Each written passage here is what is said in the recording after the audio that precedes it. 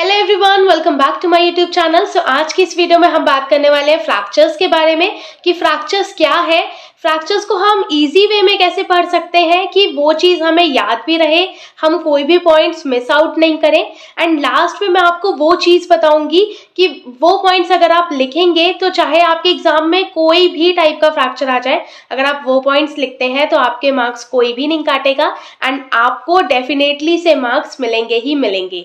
So let's begin with the video. तो सबसे पहले अगर मैं फ्रैक्चर की बात करूं तो फ्रैक्चर क्या है। अगर फ्रैक्चर की डेफिनेशन देखें तो डेफिनेशन है break in the continuity of a bone. अगर आपकी बोन की कंटिन्यूटी में ब्रेक हो गया है, फॉर एन एग्जांपल अगर आपकी इतनी बड़ी बोन है एंड इतनी बड़ी बोन में कहीं पे भी ब्रेक हो गया, सिंपल लैंग्वेज में बोलूं तो अगर आपकी हड्डी टूट गई है कहीं से भी किसी भी रीजन की वजह से, तो उसे हम कहते हैं फ्रैक्चर। सो फ्रैक्चर की डेफिनेशन क्या है? Break in the continuity of a bone. I hope आपको क्लियर हो गया। नेक्स्ट हम बात करते हैं क्लासिफिकेशन ऑफ फ्रैक्चर्स की। एंड यही वो पॉइंट है जहां बच्चे कंफ्यूज हो जाते हैं, जहां बच्चे पॉइंट्स मिस कर देते हैं, इधर का उधर कर देते हैं। सो अब देखते हैं कि हम इसे कैसे पढ़ेंगे। सो क्लासिफिकेशन ऑफ फ्रैक्चर्स के लिए आपको एक फ्लो चार्ट बनाना है। आप लिखोगे classification of fracture and then आपको नीचे लिखना है ईटियोलॉजी। जैसा आप यहाँ पे देख रहे हैं वैसा ही आपको लिखना है, क्लासिफिकेशन ऑफ फ्रैक्चर, उसके बाद ईटियोलॉजी मतलब कॉज के अकॉर्डिंग क्लासिफाई करेंगे हम फ्रैक्चर को, फिर external environment, then displacement, then pattern. Specially 4 points ही होते हैं फ्रैक्चर के क्लासिफिकेशन के, पर महेश्वरी बुक के अकॉर्डिंग 2 और एक्स्ट्रा पॉइंट्स हैं, that is complexity 5th number पे एंड 6th पे आएगा आपका क्वांटम ऑफ फोर्स। अब इसके नीचे क्या लिखना है वो मैं आपको बताती हूँ। So, अब हमारा ईटियोलॉजी के अंदर क्या आएगा? Traumatic pathological stress. Then external environment के अंदर आएगा क्लोज्ड ओपन। ओपन के अंदर भी 2 पॉइंट्स आएंगे, इंटरनल एक्सटर्नल। फिर आता है डिस्प्लेसमेंट, तो डिस्प्लेसमेंट के अंदर आएगा अनडिस्प्लेस्ड, डिस्प्लेस्ड। फिर पैटर्न में ऑब्लिक, स्पाइरल, ट्रांसवर्स, कम्युनेटेड, सेगमेंटल। और फिर आता है हमारा कॉम्प्लेक्सिटी, तो कॉम्प्लेक्सिटी में सिंपल एंड कॉम्प्लेक्स। और लास्ट हमारा क्वांटम ऑफ फोर्स, तो क्वांटम ऑफ फोर्स में आएगा high velocity of force and low velocity of force. तो ऐसे आपका पूरा जो ये फ्लो चार्ट है क्लासिफिकेशन ऑफ फ्रैक्चर का, ये तैयार हो जाएगा। एंड इस फ्लो चार्ट को आपको घोट के पी लेना है, यही याद रखना है। ये अगर आपको याद रहेगा तो आपका पूरा फ्रैक्चर टॉपिक क्लियर्ड है।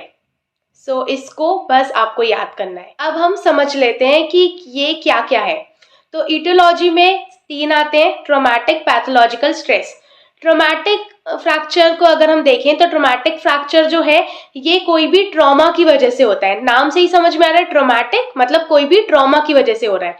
अगर कोई भी एक्सेसिव फोर्स आपकी बोन पे लगी एंड ब्रेक हो गई आपकी बोन, तो उसे हम क्लासिफाई करेंगे ट्रॉमेटिक फ्रैक्चर में। ओके, नेक्स्ट आता है पैथोलॉजिकल फ्रैक्चर। तो पैथोलॉजिकल फ्रैक्चर नाम से समझ में आ रहा है कोई भी पैथोलॉजी की वजह से।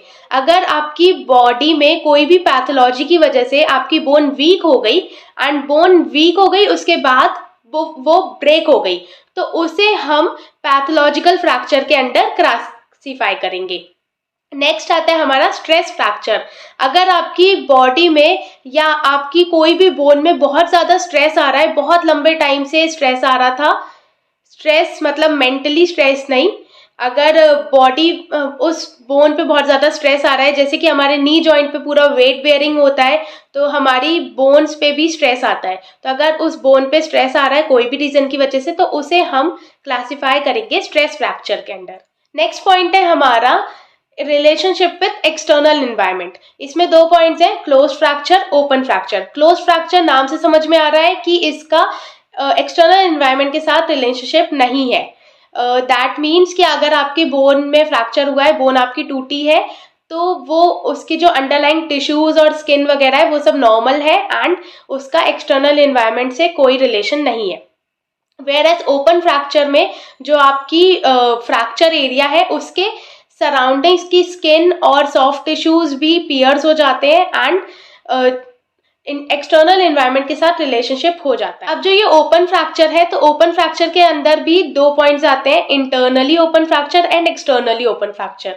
इंटरनली ओपन फ्रैक्चर में जो आपके फ्रैक्चर एंड्स रहते हैं वो सराउंडिंग टिश्यू, सराउंडिंग स्किन को अंदर से पियर्स कर देते हैं, तो उन्हें हम कहते हैं internally open fracture. And externally open fracture में जो आपके फ्रैक्चर एंड्स रहते हैं वो surrounding skin, surrounding soft tissues को पियर्स कर देते हैं, या फिर अगर कोई ऑब्जेक्ट है जो पूरा लैसरेट कर गया स्किन को, सॉफ्ट टिश्यूज को, बोन भी फ्रैक्चर हो गई, तो उसे हम कहते हैं एक्सटर्नली ओपन फ्रैक्चर। इसे हम ओपन वुंड के हिसाब से भी बोल सकते हैं कि पूरा वुंड ओपन है एंड हमें हड्डी भी टूटी हुई दिख रही है, तो उसे हम कहेंगे एक्सटर्नली ओपन फ्रैक्चर। और ये जो एक्सटर्नली ओपन फ्रैक्चर रहते हैं, ये इनका एक्सटर्नल एनवायरनमेंट से रिलेशनशिप होने की वजह से इनमें इन्फेक्शन होने का ज़्यादा खतरा रहता है। तो मोस्टली अगर हमें फ्रैक्चर में इन्फेक्शन देखने को मिल रहा है तो ज़्यादातर हमें एक्सटर्नली ओपन फ्रैक्चर्स में ही ये देखने को मिलता है। फिर नेक्स्ट पॉइंट है हमारा डिस्प्लेसमेंट। डिस्प्लेसमेंट में दो पॉइंट्स आते हैं, अनडिस्प्लेस्ड, डिस्प्लेस्ड। अनडिस्प्लेस्ड मतलब फॉर एन एग्जाम्पल आपकी ये पूरी हड्डी थी, ये टूट गई, ये दोनों अपनी ही जगह पर है, दोनों फ्रेगमेंट्स जो हैं टूटे हुए वो अपनी जगह पे हैं, तो दैट इज अनडिस्प्लेस्ड। वहीं सेकेंड अगर मैं डिस्प्लेस्ड की बात करूं, तो अगर ये थोड़ा सा भी अपनी जगह से हिल गया, जो भी आपके फ्रैक्चर सेगमेंट्स हैं वो अपनी जगह से हिल गए, चाहे साइड बाय साइड हिल गए, एंटीरियरली पोस्टीरियरली हिल गए, इंफीरियरली सुपीरियरली, जैसे भी डिस्प्लेस्ड अगर हो गए, अपनी जगह से हिल गए, तो उसे हम डिस्प्लेस्ड फ्रैक्चर की कैटेगरी में क्लासिफाई करते हैं। नेक्स्ट पॉइंट है पैटर्न ऑफ फ्रैक्चर। सो आपका फ्रैक्चर का किस टाइप का पैटर्न है उसको हम पैटर्न ऑफ फ्रैक्चर के अंडर क्लासिफाई कर देते हैं। तो आप ये इमेजेस देख के समझ जाएंगे कि कैसा फ्रैक्चर है। सबसे पहले आता है ट्रांसवर्स फ्रैक्चर। तो अगर आपके लॉन्ग बोन के परपेंडिकुलरली फ्रैक्चर हो रहा है, या कहूँ कि सीधा सीधा फ्रैक्चर हो रहा है, तो उसे हम कहेंगे ट्रांसवर्स फ्रैक्चर। नेक्स्ट आता है ऑब्लिक। अगर थोड़ा सा ऑब्लिक फ्रैक्चर है, थोड़ा सा टेढ़ा फ्रैक्चर है, तो उसे हम ऑब्लिक फ्रैक्चर के अंदर क्लासिफाई करते हैं। थर्ड आता है स्पाइरल। स्पाइरल फ्रैक्चर में अगर आपका जो फ्रैक्चर लाइन है वो स्पाइरली रन कर रही है मोर देन वन प्लेन, आप ये इमेज देख के आप समझ सकते हैं कि आपकी जो फ्रैक्चर लाइन है स्पाइरली रन कर रही है इन मोर देन वन प्लेन, उसे हम कहते हैं स्पाइरल फ्रैक्चर, या ट्विस्टिंग फोर्स की वजह से ये स्पाइरल फ्रैक्चर देखने को मिलता है। फिर है कम्युनेटेड फ्रैक्चर। अगर आपके बोन के दो से ज़्यादा पीसेस हो गए हैं, 2, 3, 4 खूब सारे पीसेस हो गए हैं, वहीं पे डिस्प्लेस नहीं हुआ है पर वहीं पे बहुत सारे पीसेस हो गए, तो उसे हम कहेंगे कम्युनेटेड फ्रैक्चर। और फिर आता है सेगमेंटल। अगर आपकी बोन के 2-3 सेगमेंट्स में फ्रैक्चर हो गए तो उसे हम कहते हैं सेगमेंटल फ्रैक्चर। नेक्स्ट पॉइंट है कॉम्प्लेक्सिटी। तो कॉम्प्लेक्सिटी ऑफ फ्रैक्चर में दो पॉइंट्स हैं, सिंपल, कॉम्प्लेक्स। सिंपल मतलब अगर आपकी बोन के 2 पीसेस हुए हैं, फ्रैक्चर हुआ, 2 पीसेस में बट गई, तो वो हमारा सिंपल फ्रैक्चर है।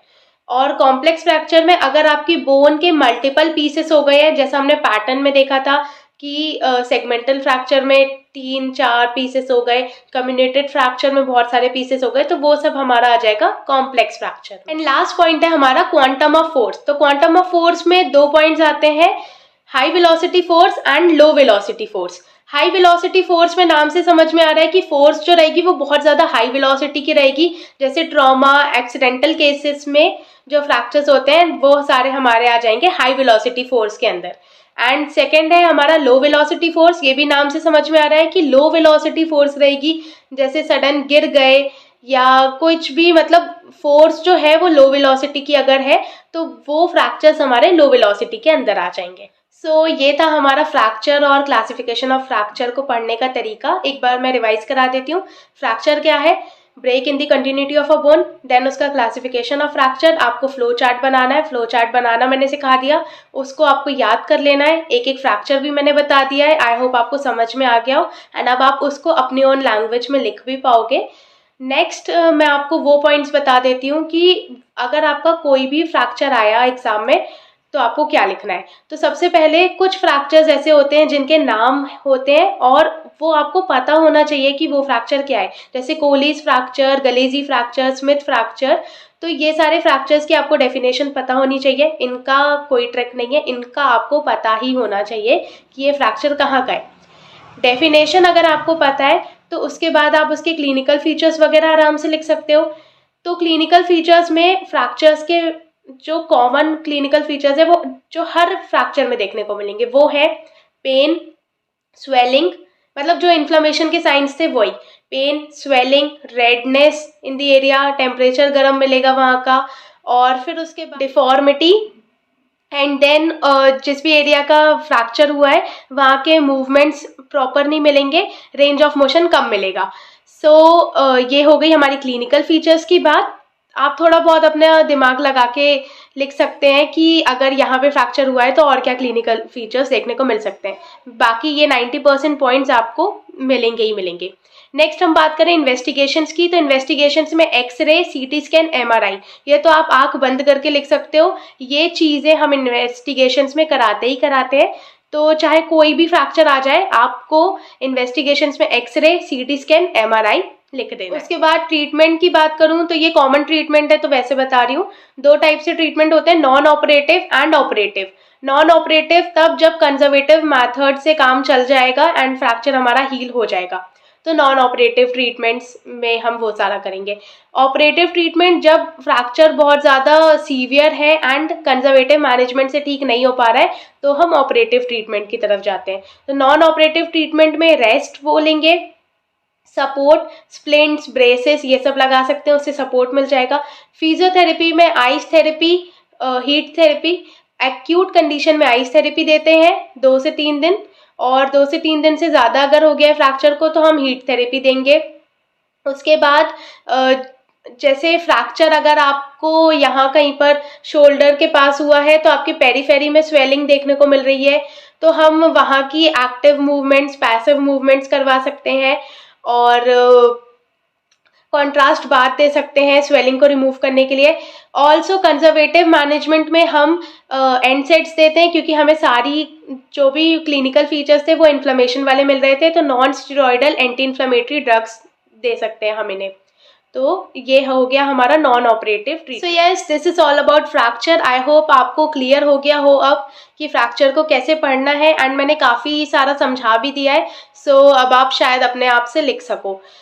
बाकी मैं अभी नेक्स्ट वीडियोस अपनी लाने वाली हूँ कि आपको ऑर्थो को कैसे प्रिपेयर करना है, ऑर्थो में ऐसे कौन से पॉइंट्स रहेंगे जो कि आप लिखोगे कोई भी टॉपिक में तो आपको मार्क्स मिलेंगे ही मिलेंगे। पीटी ऑर्थो का भी मैं सेम यही टॉपिक पे वीडियो बनाने वाली हूँ। ऑल्सो अगर आपको कोई और टॉपिक पे वीडियो चाहिए हो तो आप मुझे नीचे कमेंट्स पे बता सकते हैं, आप मुझे मेरे इंस्टाग्राम के पेज पर भी डीएम कर सकते हैं। सो आई होप आपको वीडियो अच्छी लगी हो। अगर ज़्यादा अच्छी लगी हो तो प्लीज़ अपने फ्रेंड्स के साथ शेयर करके उनकी भी हेल्प करिएगा, और बाकी मैं ऐसी वीडियोज़, ऐसे हैक्स आपके लिए लेकर आती रहूँगी। तब तक के लिए stay tuned and thanks for watching.